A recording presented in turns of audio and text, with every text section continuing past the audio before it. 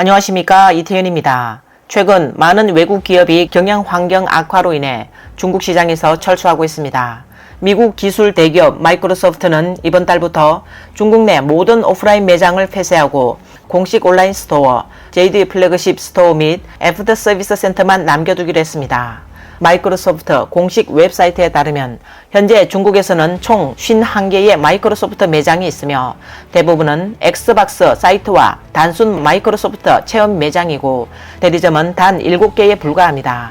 베이징, 랴오닝 등 여러 곳의 마이크로소프트 대리점을 조사한 결과 일부 매장은 지난 반달 동안 이미 폐쇄됐으나 여전히 정상 영업 중인 매장도 있습니다.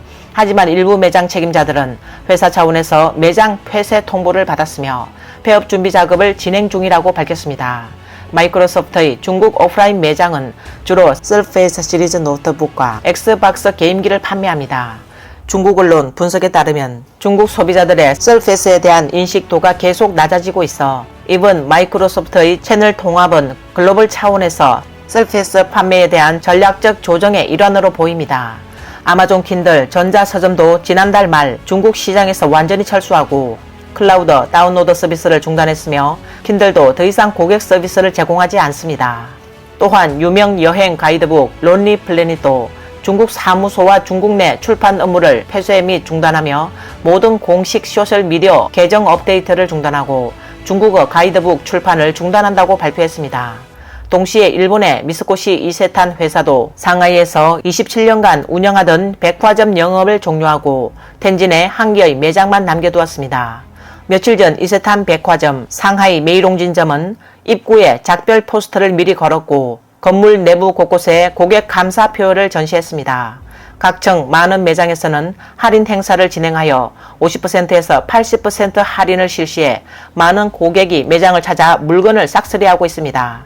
이것은 네티즌이 기록한 장면입니다. 6월 30일 오후 6시 상하이 이세탄이 공식적으로 문을 닫았고 경영진이 손님을 배웅하러 나왔습니다. 최근 몇 년 동안 중국 백화점 업계는 폐점 물결을 맞이했습니다. 태평양, 용왕, 바이성, 제바이, 따양, 신세계 등 한때 중국 여러 대도시에서 성황리에 운영되던 백화점들이 잇따라 문을 닫고 중국 시장에서 철수하고 있습니다. 렌샹왕 소매연구센터의 통계 데이터에 따르면 2023년 한 해 동안 중국 전역에서 21개의 유명 백화점이 폐점을 발표했습니다. 이는 중국 백화점 업계가 점점 더 축소되고 침체되는 시기에 접어들고 있음을 반영합니다. 중국 경제가 지속적으로 하락하면서 외국 자동차 제조업체들도 큰 타격을 받고 있습니다. 사실 이는 중국 자동차 제조업체들의 저가 공세로 인해 발생한 것입니다. 일본 자동차 판매량은 절정기였던 2020년에 비해 20% 감소했습니다. 여러 외국 자동차 제조업체들이 위기에 직면해 있으며 판매량이 심각하게 하락하고 있습니다. 닛산과 덩펑의 합작회사인 창저우 공장은 6월 21일 폐쇄됐습니다. 이는 닛산 자동차가 중국에서 처음으로 승용차 공장을 폐쇄한 사례로 많은 노동자가 실업에 처할 수 있다는 우려가 있습니다. 창저우 공장의 연간 생산 능력은 13만 대로 중국 총 생산 능력의 약 10%를 차지하며 이전에는 SUV 모델 조립을 담당했습니다. 닛산 사장 우치다 마코토는 중기 경영계획 발표회에서 중국 시장의 엄중한 상황에 대해 언급하며 중국 시장의 가격 하락이 예상보다 2년 앞당겨졌다고 말했습니다. 자본시장의 지속적인 침체와 미중 관계의 긴장으로 인해 미국 로펌 데커트는 홍콩과 중국에서의 사무소 폐쇄를 고려 중이며 이는 대중화권 비즈니스를 축소하거나 중단하는 또 다른 다국적 로펌이 됩니다. 익명의 소식통은 로이터 통신에 데커트가 이달 초 직원들에게 대중화권 비즈니스를 종료하고 관련 업무를 싱가포르 사무소로 이전할 가능성이 있다고 통보했다고 전했습니다. 올해 3월 홍콩 자본시장의 침체로 인해 데커트는 전체 기업 상장 발행팀을 해체했습니다. 최근 몇 년 동안 중공이 새로운 법안을 통과시키면서 사회 통제를 강화함에 따라 외국 기업들은 중국 시장의 불확실성에 점점 더 우려하고 있으며 중국 철수가 새로운 트렌드가 되고 있습니다. 데커트 외에도 모리슨 앤 포스터도 베이징에서의 비즈니스를 축소한다고 발표했습니다. 시들리 오스틴은 5월에 상하이 사무소를 폐쇄하고 9월까지 직원들을 베이징과 홍콩으로 이전할 것이라고 밝혔습니다. 동시에 미국 컨설팅 회사 베인 앤 컴퍼니는 중국에서 일부 비즈니스를 중단할 것이라고 발표했습니다. 신임 CEO 크리스토퍼 더 부셰르는 미중 긴장 관계가 심화됨에 따라 또 베이징이 중국 내 서방 기업들에 대한 감사를 강화함에 따라 회사가 중국의 일부 민감한 산업에 더 이상 컨설팅 서비스를 제공하지 않을 것이라고 말했습니다. 일련의 외국 기업 철수 사건은 중국 경제 환경의 불확실성과 중국에서 비즈니스를 운영하는 외국 기업들이 직면한 큰 압력을 반영합니다.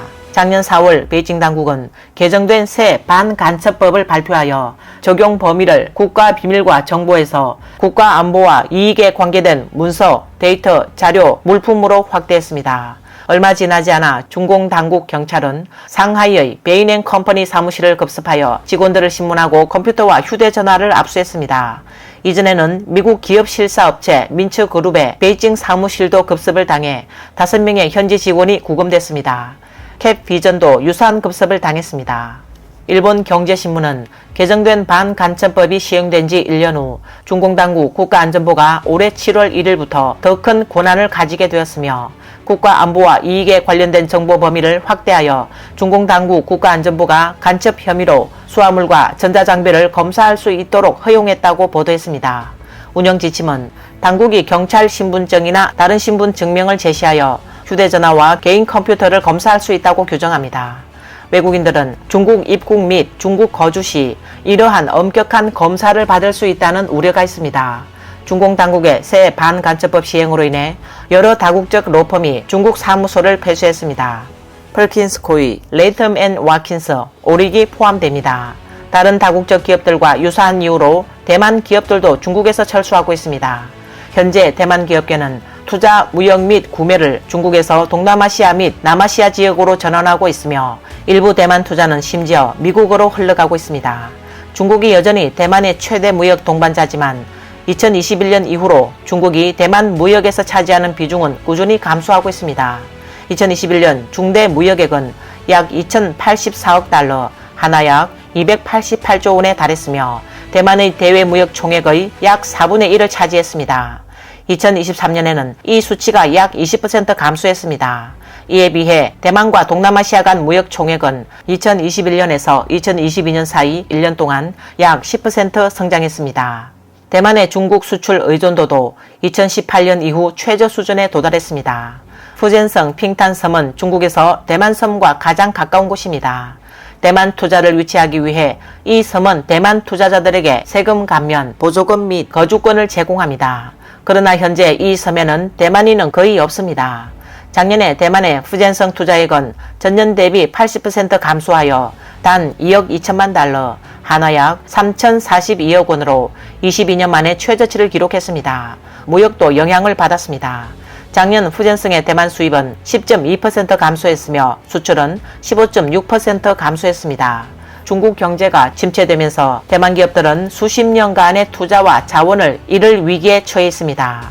이는 중공 당국의 대만에 대한 입장을 더욱 난처하게 만듭니다. 포브스는 대만이 동남아시아 및 남아시아에서 무역 및 투자가 증가함에 따라 아시아 국가들이 대만의 더 많은 이익을 가지게 되어 중공 당국의 어떠한 방해 행위에도 저항할 가능성이 커진다고 보도했습니다. 물론 이들 국가가 일반적으로 군사력을 사용하여 중공 당국의 대만 위협을 막지는 않겠지만 다른 방면에서의 조치도 중공 당국의 대만 입장을 더 난처하게 만들 것입니다. 주목할 점은 점점 더 많은 외국 투자자가 중국 주식시장에서 철수하기 시작했으며 이는 4개월 연속 자본 유입이 거의 중단된 결과로 이어졌습니다. 6월 26일 기준 글로벌 펀드는 6월에만 홍콩 정권 거래소를 통해 약 68억 달러, 하나 약 9조 4,010억 원의 내국 주식을 매도했습니다. 블룸버그는 자금 유출로 인해 주가가 하락했고 MSCI 중국 지수가 조정 구간에 진입했다고 보도했습니다. 내국 주식인 상하이 선전 300 지수는 5월 중순 고점 이후로 6% 이상 하락했습니다.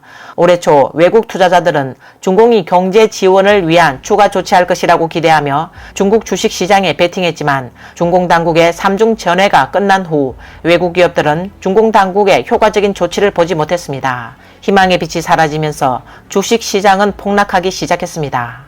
올해 3월 기준으로 세계 최대 헤지펀드인 브릿지워터 어소시에이츠가 관리하는 자산 규모는 1,710억 달러, 하나 약 236조 원을 초과했습니다. 그러나 최근 몇 달 동안 브릿지워터 펀드도 중국 주식을 매도하며 글로벌 투자자들의 철수 행렬에 동참했습니다. 브릿지워터 펀드 창립자인 레이 달리오는 최근 일본 경제신문과의 인터뷰에서 부동산 부채 문제가 중국 경제를 심각하게 끌어내리고 있다고 말했습니다. 20세기 80년대 중국 경제 붐 이후로 부채는 계속 증가해 왔으며 빈부격차는 확대되었습니다. 출산 장려 정책으로 인한 인구 감소와 함께 국가 부채도 증가했습니다. 달리오는 중국이 부채 재조정을 필요로 하지만 이 과정이 매우 고통스럽고 어려울 것으로 생각합니다. 또한 중국 경제는 내부와 외부의 압력 속에서 IPO 수가 급감하고 물류 공실률이 상승하며 시장의 불확실성과 기업들이 직면한 경영 압력이 계속 증가하고 있습니다. 뉴욕타임스 중문망은 중국 인터넷 기업들이 한때 월스트리트를 주도하며 IPO 열풍을 일으켰지만 지난 3년 동안 이런 광경은 사라졌다고 보도했습니다.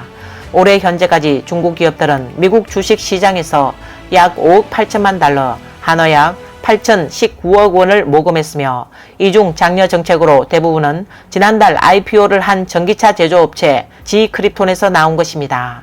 중국 국내 IPO 상황도 마찬가지로 참담합니다. 보도에 따르면 중국 규제 기관이 상장 요건을 강화하면서 국내 기업들의 상장 속도가 크게 둔화됐습니다. 올해 현재까지 약 40개의 중국 기업이 국내에서 상장됐으며 모금 총액은 약 30억 달러, 한화 약 4조 원에 불과합니다. 이 추세가 지속된다면 올해 중국의 IPO 수는 10여 년 만에 가장 적은 수가 될 것입니다. 또한 중국 동부와 북부의 물류창고 공실률 평균치는 거의 20%에 달해 최근 몇 년 사이 가장 높은 수준을 기록했습니다. 그런데도 현지에서는 계속 더 많은 창고를 건설하고 있어 문제가 심화하고 있습니다. 이는 중국 소비자들이 점점 더 검소해져 전자상거래 성장 속도가 둔화되면서 기업들이 일부 생산 라인을 해외로 이전하여 중국에 대한 의존도를 줄이고 있습니다. 이러한 요인들과 함께 국제 무역량이 감소하면서 중국 기업들의 창고 시설 수요는 계속 감소하고 있습니다. 보고서는 또한 중국의 여러 도시에서 창고 임대료가 하락하고 있다고 지적했습니다. 미국 부동산 컨설팅 회사 쿠시먼 앤 웨이크필드에 따르면 중국의 20개 주요 도시 중 13개 도시의 올해 1분기 창고 임대료가 전분기 대비 하락했으며 베이징과 선전의 하락폭이 가장 두드러졌습니다. 각각 4.2%와 3.9%입니다. 이번 영상은 여기까지입니다. 시청해주셔서 감사합니다.